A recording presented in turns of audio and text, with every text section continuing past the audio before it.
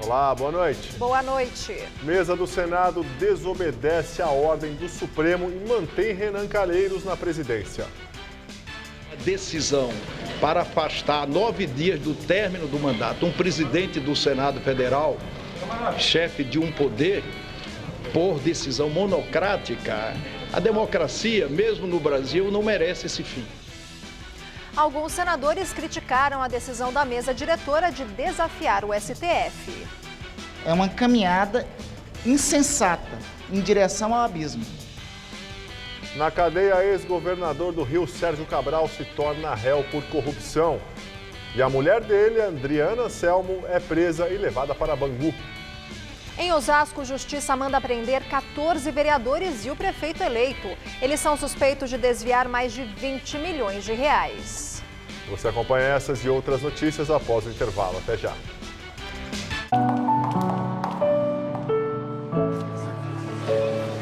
A Fundação Bradesco trabalha para formar cidadãos completos, inspirados pelo conhecimento e pela troca de experiências, levando educação e oportunidades a todos, desde cedo, porque todo final feliz merece um começo feliz. Fundação Bradesco, há 60 anos, usando o poder da educação para transformar vidas.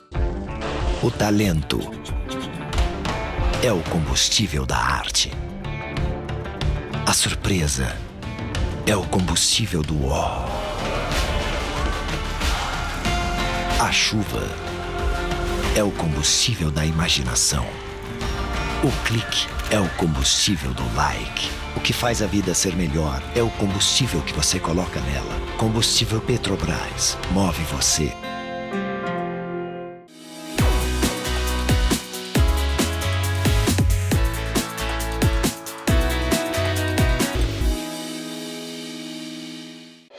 Tudo anda cada vez mais rápido. O tempo, as pessoas, as tecnologias. No coração de todas essas transformações, existe um caminho que pode mudar a sua vida. Pós-graduação Casper Libero. 4 cursos que vão acelerar a sua carreira, atualizar os seus conhecimentos e fazer você ser notado no meio de tanto movimento. Pós-graduação Casper Libero. Paixão por comunicação.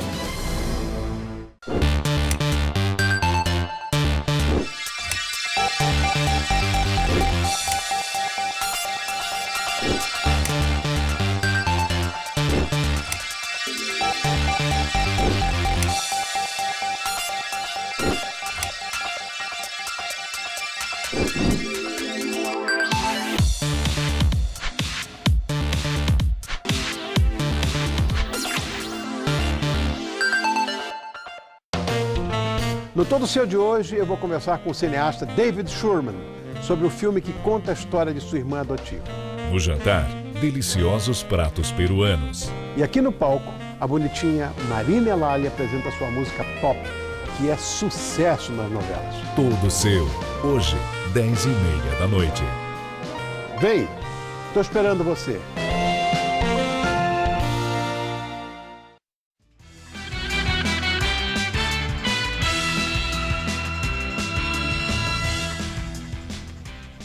Operação Caça-Fantasma prende mais da metade dos vereadores da Câmara Municipal de Osasco, na Grande São Paulo. Entre os alvos está o prefeito eleito da cidade, Rogério Lins, do PTN. O Ministério Público investiga desvios de 21 milhões de reais. Durante a manhã, a operação, que contou com o apoio de policiais militares da Rota, cumpriu 11 dos 14 mandados de prisão preventiva expedidos pela Justiça. Entre os presos, o presidente da Câmara da cidade, Jair Assaf, do PROS. Até o final da tarde, 2 vereadores não tinham sido encontrados. O prefeito eleito, Rogério Lins, também não foi preso porque está em viagem ao exterior. Lins é vereador licenciado e está no 2º mandato. Nas eleições municipais deste ano, ganhou do atual prefeito, Jorge Lapas, do PDT, com mais de 60% dos votos válidos. As investigações do Grupo de Atuação Especial no Combate ao Crime Organizado, o GAECO de Osasco, começaram em agosto de 2015. Os vereadores são suspeitos de contratar funcionários fantasmas e de ficar com parte dos salários dos assessores dos gabinetes. Esquema que, segundo cálculos do Ministério Público, movimentou 21 milhões de reais. Esta é a 5ª fase da Operação Caça-Fantasmas e até agora 4 acordos de delação premiada foram feitos e R$200 mil recuperados. Além dos 14 vereadores, mais 205 assessores e funcionários fantasmas foram denunciados e vão responder pelos crimes de associação criminosa e estelionato. 200 pessoas já foram afastadas dos cargos pela Justiça. A Câmara de Osasco tem 21 vereadores. 2/3 foram alvo dos mandados de prisão preventiva. Eles são de 11 partidos diferentes. 6 foram reeleitos e 4 serão suplentes no ano que vem.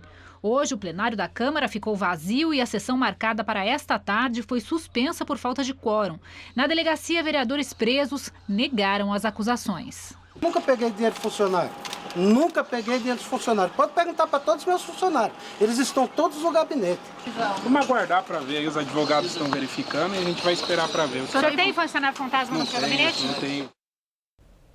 De acordo com o Ministério Público, os vereadores Rogério Lins, do PTN, Maluco Beleza, do PHS, Karen Gaspar, do PT do B, são considerados foragidos. Andréa Capriotti, do PEN, está hospitalizada e sob vigilância da polícia. Os advogados da maioria dos vereadores presos disseram que vão tomar conhecimento das acusações antes de falar.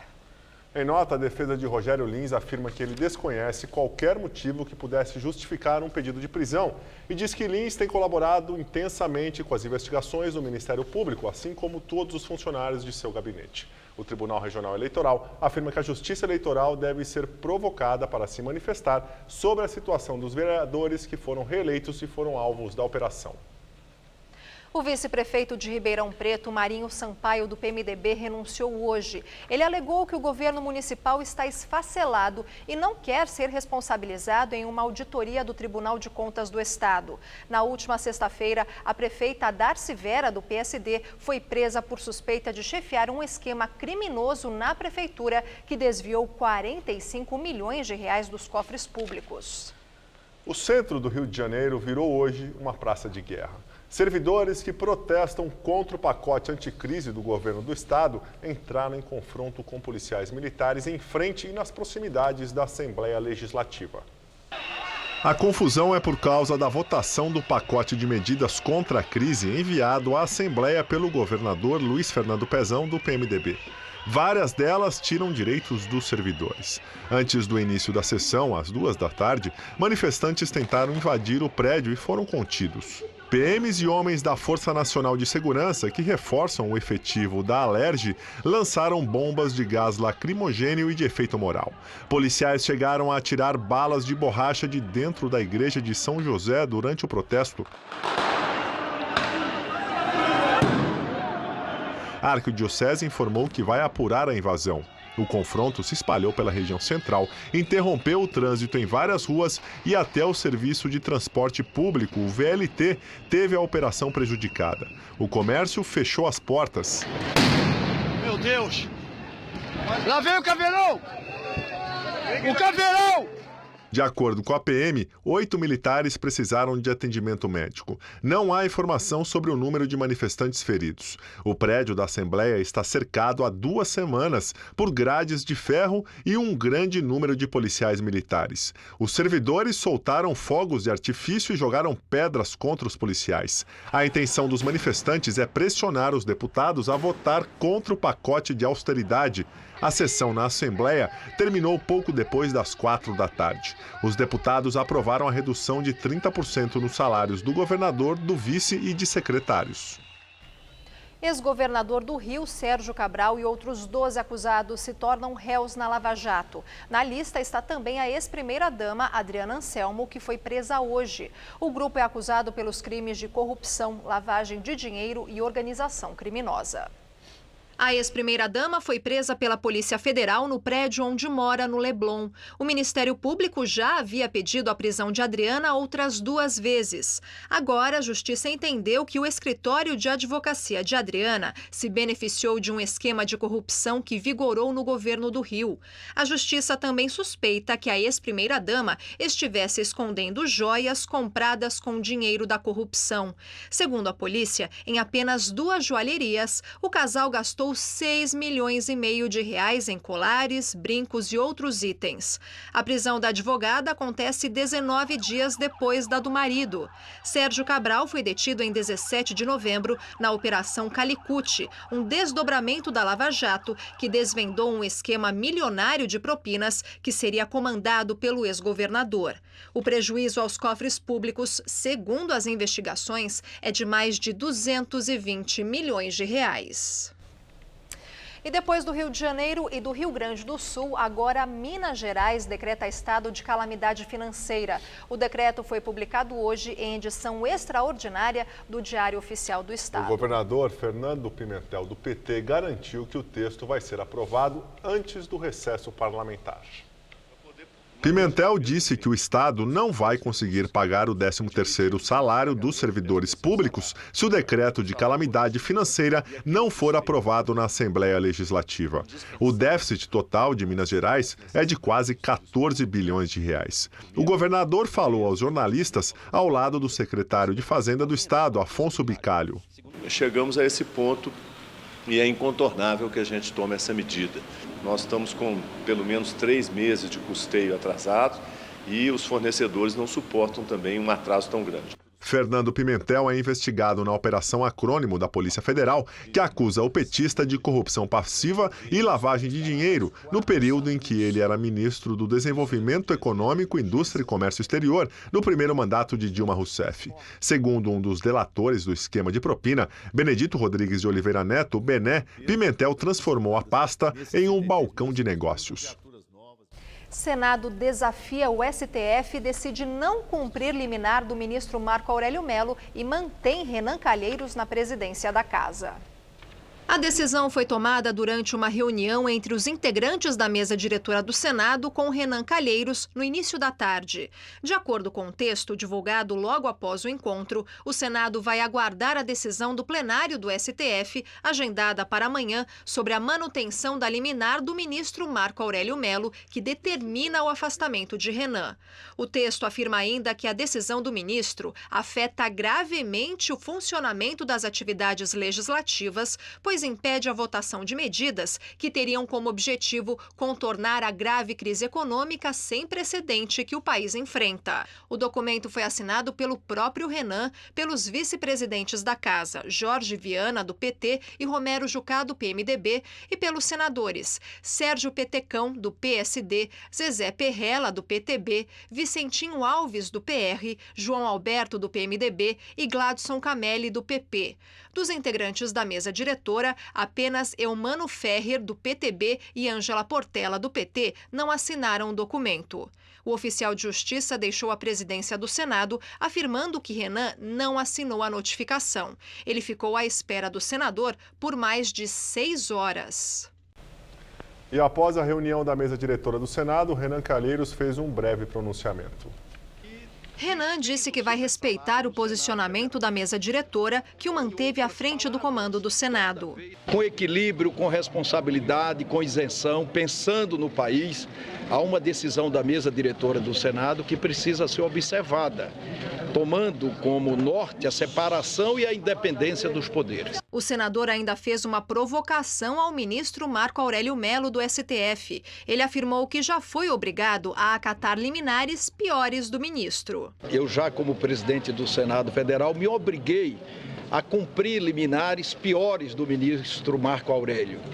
Uma delas, que eu fiz questão de cumprir, citando um a um, foi uma decisão do ministro Marco Aurélio que impedia que nós acabássemos com os supersalários no Legislativo. Ele concedeu uma liminar e me obrigou a citar um a um. E eu citei um a um os 1.100 servidores do Senado que ganhavam acima do teto e desfiz o supersalário no Senado Federal. Em outras palavras, toda vez que ele ouve falar em acabar com o supersalário, ele parece tremer na alma. E ao tomar uma decisão para afastar 9 dias do término do mandato um presidente do Senado Federal, chefe de um poder, por decisão monocrática, a democracia, mesmo no Brasil, não merece esse fim. Eu anunciei um calendário aqui que foi aprovado pelos líderes, um calendário importantíssimo, de matérias importantíssimas de interesse nacional. É óbvio que continha esse calendário algumas matérias que feriam interesse do próprio judiciário, do Ministério Público, mas isso é da democracia. Eu acho que há 9 dias, com uma pauta pré-definida, aprovada pelos líderes, você afastar por decisão monocrática o presidente do Senado Federal, nenhuma democracia, sinceramente, merece isso. A decisão da mesa diretora de não cumprir a liminar do Supremo Tribunal Federal foi criticada por alguns senadores. Para o líder do DEM, Ronaldo Caiado, quem responde pelo Senado neste momento é o vice-presidente da Casa, senador Jorge Viana, do PT do Acre. Decisão judicial, cumpre-se. É isso. Então, se tem uma decisão, essa decisão tem que ser cumprida. Nós não temos que criar um enfrentamento com o Supremo Tribunal Federal. A decisão também foi criticada pelo PT. O senador Jorge Viana, que é do Partido dos Trabalhadores, assinou o documento da mesa diretora. Olha, eu achei a decisão da mesa do Senado estranha, porque houve uma decisão do STF. Eu aprendi desde muito tempo que decisão a gente tem que cumprir e depois recorrer. Eu acho que a decisão da mesa aumenta o impasse político, a indefinição. O senador Randolfo Rodrigues, da Rede, partido que pediu o afastamento de Renan no STF, também criticou a decisão do Senado em manter o PMDBista no comando da casa. A decisão da mesa é uma caminhada insensata em direção ao abismo. Já o senador Aécio Neves, do PSDB, criticou o PT por tentar adiar as votações no Senado. Para a semana que vem está agendada a votação em segundo turno da PEC que limita os gastos públicos por 20 anos. Jorge Viana teria dado demonstrações que, se assumir de fato a presidência da casa, não pautaria a PEC. O Palácio do Planalto considera essencial esta votação. Não podemos permitir, sob hipótese alguma, que a eventualidade de uma substituição da presidência do Senado transforme aquela cadeira da liderança maior dessa instituição num bunker partidário. Viana rebateu as críticas e pediu cautela. Nós já temos problemas demais. Houve uma decisão muito séria por parte do Supremo, através do ministro Marco Aurélio. Nós temos que respeitar essa decisão, mas o Supremo já marcou para amanhã, né, a discussão, inclusive, proposta pelo ministro Marco Aurélio, de apreciar essa matéria que é tão grave, porque interfere num outro poder e retira da presidência de um outro poder aquele que foi eleito. Então, eu jamais vou trabalhar a meu favor nesse caso, para assumir. Eu vou trabalhar pela instituição e pelo país. Eu contesto versões que saíram de que eu tomaria medidas precipitadas, não terá medida precipitada nenhuma. Eu não discuti nenhum ponto da pauta do Congresso, porque eu tenho que discutir nesse momento, o do Senado, discutir o Senado. E agora o comentário de Josias de Souza, direto de Brasília. Brasília vive momentos surreais e inéditos. O ano de 2016 parece pequeno para acomodar tudo que a política já enfiou dentro dele. Testemunhamos o afastamento de uma presidente da República. Assistimos à prisão de um presidente da Câmara. Ambos, Dilma Rousseff e Eduardo Cunha, espernearam, mas acabaram se conformando com o ostracismo. Chegou a vez do todo-poderoso presidente do Senado, Renan Calheiros. As manobras de Renan para descumprir a ordem de um ministro do Supremo Tribunal Federal transformaram a encrenca judicial de um senador num processo de desmoralização de todo o Senado. Renan tentou atrair também o apoio de Michel Temer, mas o presidente preferiu o silêncio. Se Deus escolhesse um lugar para morar, seria o Brasil. Como ele não pode, Renan se oferece para substituí-lo. Alguém precisa mostrar para Renan Calheiros que ele também está sujeito à condição humana. Ao se omitir, o Senado estende o tapete vermelho para que os ministros do Supremo Tribunal Federal desfilem. Boa noite. Proposta de reforma da Previdência chega ao Congresso Nacional. Hoje, o governo detalhou os pontos da reforma. Pela proposta, a idade mínima será de 65 anos para homens e mulheres se aposentarem e o tempo mínimo de contribuição de 25 anos. No entanto, essa regra poderá ser alterada automaticamente a depender da expectativa de vida do brasileiro. O IBGE publica esses dados periodicamente. De acordo com o governo, o trabalhador vai precisar contribuir 49 anos para garantir recebimento de 100% do benefício.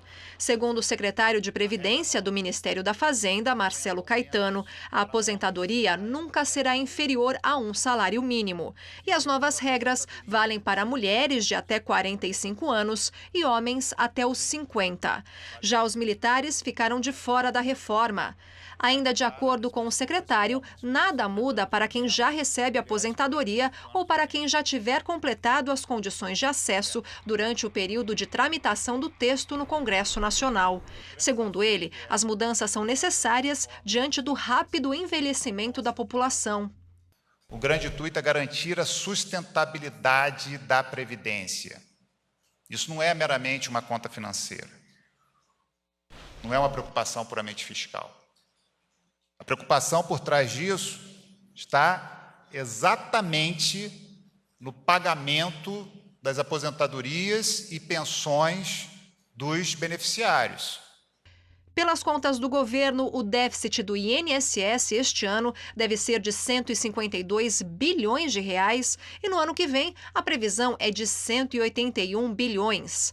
O Ministério da Fazenda prevê, com as novas regras, uma economia de 678 bilhões de reais em 10 anos. O texto agora precisa ser votado pelo Congresso e pode ser alterado. Centrais sindicais já se posicionaram contra a proposta de Temer. Funcionária responsável pelo plano de voo do avião da Lamia, em Santa Cruz de la Sierra, na Bolívia, pediu refúgio no Brasil. Pois é, investigada na Bolívia por negligência e tráfico de influência, Célia Monasteiro diz que começou a receber ameaças de morte após o acidente que matou 71 pessoas. Agora à noite, o governo da Bolívia pediu ao governo brasileiro que a expulse e que ela saiu do país ilegalmente. Em depoimento aos procuradores brasileiros em Corumbá, Célia Castedo Monasteiro reafirmou que alertou o piloto e o técnico de navegação da Lamia sobre a insuficiência de combustível para a realização do voo que caiu na Colômbia. A funcionária da Agência de Aviação Civil da Bolívia disse também que desde o dia em que publicou uma carta esclarecendo o alerta feito à equipe da Lamia, vem recebendo ameaças de morte. O Sindicato dos Empregados da Aviação saiu em defesa da colega e disse que não era responsabilidade dela proibir que o avião deixasse o país, apesar do carimbo e da assinatura dela no plano de voo da aeronave. O ministro dos Transportes da Bolívia disse que tanto Célia Monasteiro quanto um diretor da ASANA, a Agência Aeroportuária da Bolívia, estão sendo investigados no país por negligência e tráfico de influência. O diretor afastado da ASANA é filho de um dos sócios da Lamia e tem o mesmo nome do pai, Gustavo Vargas. Antes de se associar à Lamia, Gustavo Vargas, pai, era piloto do presidente Evo Morales. A suspeita do governo é de que o filho dele tenha usado de poder na agência para autorizar as atividades da empresa no país. O ministro da Defesa da Bolívia também informou que o piloto do avião que caiu tinha um mandado de prisão decretado contra ele no país. Miguel Quiroga desertou da Força Aérea Boliviana e respondia a processo disciplinar por não ter cumprido o serviço militar obrigatório para pilotos. Com isso, ele estava impedido de pilotar qualquer avião no país. A empresa Lamia, que teve a licença suspensa pelo governo boliviano, alega que a aeronave deveria ter sido reabastecida em Cobija, no extremo norte do país, para depois continuar sua rota até a Colômbia. Só que o piloto não fez essa parada e uma das hipóteses mais prováveis para o acidente é de que a aeronave tenha ficado sem combustível ao cair em Cerro del Gordo, nas proximidades de Medellín. Já o pedido de refúgio de Célia Regina foi encaminhado ao Ministério da Justiça em Brasília, que terá até 1 ano para analisar o caso. Nesse período, a funcionária da ASANA tem autorização para permanecer em solo brasileiro. O ministro do STF, Gilmar Mendes, fez duras críticas ao colega da corte, Marco Aurélio Mello, que decidiu afastar Renan Calheiros da presidência do Senado. Mendes respondeu ao blog do Moreno, no site do jornal O Globo, que é um caso de reconhecimento de inimputabilidade ou de impeachment de Melo. Ao ser informado sobre as críticas, Marco Aurélio disse, abre aspas, eu não posso acreditar, sem comentários, fecha aspas. E a decisão liminar que determinou o afastamento de Renan Calheiros levou a presidente do Supremo Tribunal Federal, ministra Carmen Lúcia, a se reunir com ministros e políticos no início da tarde de hoje. Estiveram no gabinete da presidência os ministros Teori Zavascki, Dias Toffoli, Luiz Fux e Luiz Roberto Barroso. O encontro ainda teve a participação do vice-presidente do Senado, Jorge Viana, do PT, que assumiria o posto de Renan. No encontro foram apresentadas alternativas para a situação de Renan. No julgamento de amanhã, Gilmar Mendes não participa porque estará no exterior. Barroso se declarou impedido de julgar o caso. No começo da noite, o presidente do Senado, Renan Calheiros, o líder do governo no Congresso, Romero Jucá, se reuniram com o presidente Michel Temer para analisar os desdobramentos políticos da crise entre o Legislativo e o Judiciário. E agora vamos ao comentário de política com José Neumann e Pinto. Sábado eu assisti àquela solenidade comovente do velório aos mortos no voo da Chapecoense. E senti que houve ali um silêncio enorme em relação ao Temer. O mesmo silêncio eu ouvi na Paulista no dia seguinte, quando eu fui lá, não subi em caminhão nenhum, não falei, apenas fui sentir o que o povo achava. E vi uma revolta muito grande contra o Renan e, mais uma vez, o silêncio em relação ao Temer. Achei que aquilo era uma espécie de aval, digamos, não um aval porque não houve aplauso, nem na arena, nem nas ruas. Mas hoje, ao acompanhar essa crise do Renan com o Supremo, eu descobri que a multidão estava apenas exercendo a sua pré-racionalidade política. Ela sabe quem manda. Quem manda é o Renan. Renan enfrentou o Supremo e teve a assinatura do líder do governo, Romero Jucá, mostrando que não é líder do governo, Temer, é líder do Renan, pelo menos até 2 de fevereiro. Não soube de nenhuma reprimenda do Temer ao Jucá. Soube, ao contrário, que o Renan, que não conseguiu se reunir com a Carmen Lúcia para contar o seu gesto de transformar o Brasil numa grande Alagoas, se reuniu com Temer. Que coisa, estamos mal, amigos. Pois é, eu volto na quinta-feira direto ao assunto. Em pé. Os ex-presidentes Fernando Henrique Cardoso e José Sarney serão testemunhas de defesa de Paulo Okamoto, presidente do Instituto Lula, na ação em que ele é acusado de lavagem de dinheiro. FHC vai depor por teleconferência no dia 9 de fevereiro. A data da audiência foi marcada pelo juiz Sérgio Moro. Segundo o Ministério Público, Okamoto é o responsável pelo transporte do acervo presidencial de Lula durante seu mandato entre 2011 e 2015. As despesas de R$ 1.300.000 teriam sido pagas pela empreiteira OAS. Nós ficamos por aqui. A edição de hoje pode ser vista no site do Jornal da Gazeta. Muito obrigado pela sua companhia. Tenha uma ótima noite e até amanhã. Até amanhã, Lu. Até amanhã, Gabriel. Uma ótima noite para você. Fique agora com Rony Fon no Todo Seu. Até.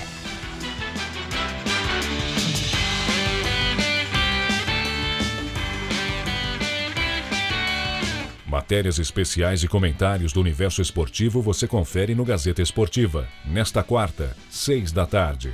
Assista agora, Todo Seu.